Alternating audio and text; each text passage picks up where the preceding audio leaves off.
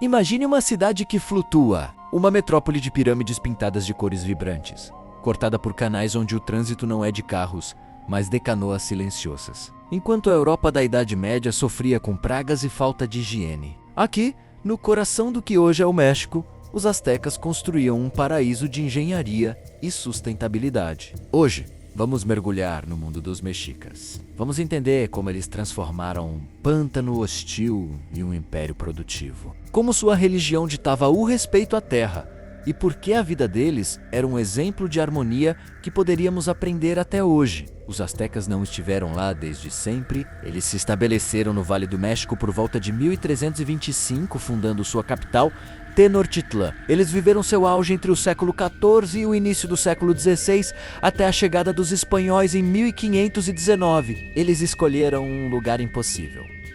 Uma ilha no meio do lago Texcoco, a mais de 2.000 metros de altitude. Por que lá? Segundo a lenda, o deus Huitzilopochtli disse que eles deveriam se fixar onde vissem uma águia devorando uma serpente sobre um cacto.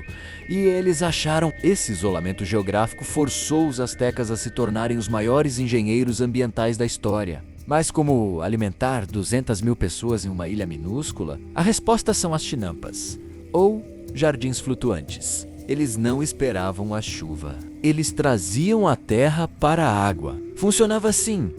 Eles delimitavam áreas no lago com estacas de salgueiro. Árvores que crescem rápido e fixam o solo preenchiam essas áreas com camadas de lama fértil do fundo do lago e vegetação em decomposição.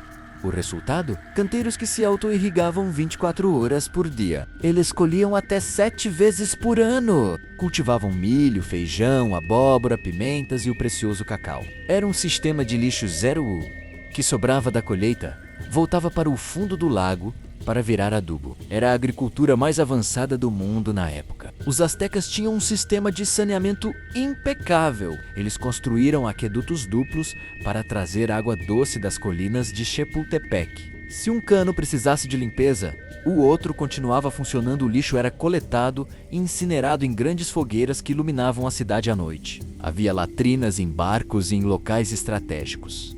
Os dejetos humanos não eram descartados. Eles eram coletados e usados como fertilizante e para o curtimento de peles. Nada se perdia. Para os astecas, a natureza não era algo a ser dominado, mas algo a ser apaziguado. Eles eram parte dela. Suas divindades eram forças naturais. Tlaloc, o deus da chuva.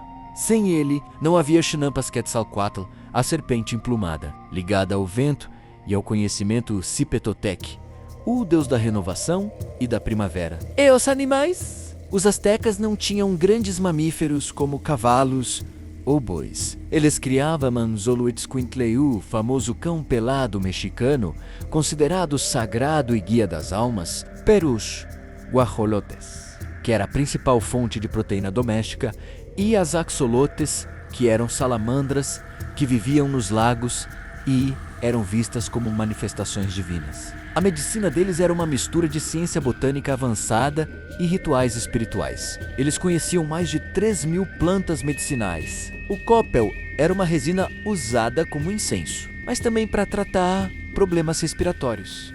A cempasúchil calêndula era usada para problemas digestivos e febre. Hoje é a flor símbolo do Dia dos Mortos. A folha de goiabeira era e é usada até hoje para combater a diarreia. O PJ e fungos eram usados de forma ritualística, mas também como anestésicos potentes para cirurgias. Eles usavam facas de obsidiana vidro vulcânico, que são mais afiadas que os bisturis de aço modernos. Conseguiam suturar feridas usando fios feitos de cabelo humano ou fibras de agave. Antes da chegada dos europeus, o isolamento do continente americano mantinha os astecas livres de muitas doenças comuns no resto do mundo. As doenças mais comuns que eles sofriam eram as parasitárias, devido ao contato constante com a água do lago. Problemas respiratórios e infecções bacterianas. O império não caiu apenas pelas armas espanholas. A varíola, chamada por eles de Riuizahuatl, e o sarampo dizimaram 80% da população em poucos anos, pois eles não tinham imunidade natural. Embora fossem exímios agricultores, os astecas eram descendentes de povos nômades guerreiros, os chichimecas. Eles caçavam intensamente nas florestas e montanhas ao redor do Vale do México. Os astecas caçavam o cervo, de cauda branca, e o pecari, um tipo de porco do Mato Bravo. Nas regiões mais distantes e tropicais, caçavam o jaguar onça-pintada e o puma. A caça de grandes felinos não era apenas por comida, mas por prestígio. A pele do jaguar era reservada para os guerreiros de elite.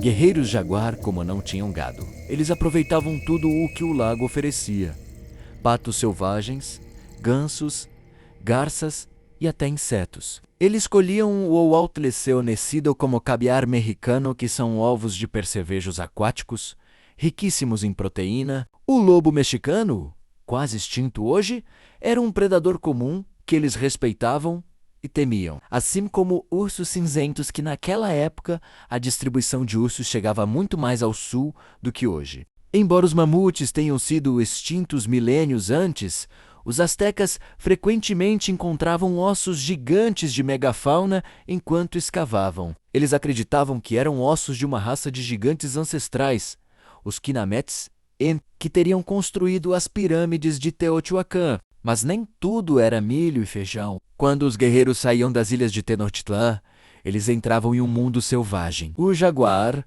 não era apenas um animal, era um deus que caminhava na terra. Caçar um jaguar era o teste final de coragem. E se você ficasse doente, esqueça a imagem de primitivos. Os médicos astecas eram cientistas, enquanto na Europa se acreditava que doenças eram castigos divinos. Os astecas já isolavam pacientes e usavam antibióticos naturais retirados de plantas que a ciência moderna só veio a estudar séculos depois. Se você gostou desse mergulho na história e na vida desse povo magnífico, não esqueça de deixar seu like e se inscrever aqui no canal. Qual dessas tecnologias astecas mais te impressionou? Comenta aqui embaixo!